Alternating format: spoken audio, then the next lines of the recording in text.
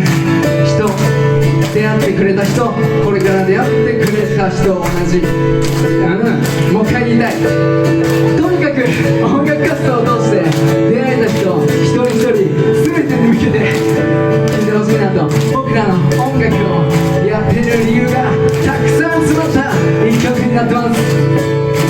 七色ハニーという曲を聴いてください。知ってる人は一緒に歌ってください。よろしくお願いします。最後まで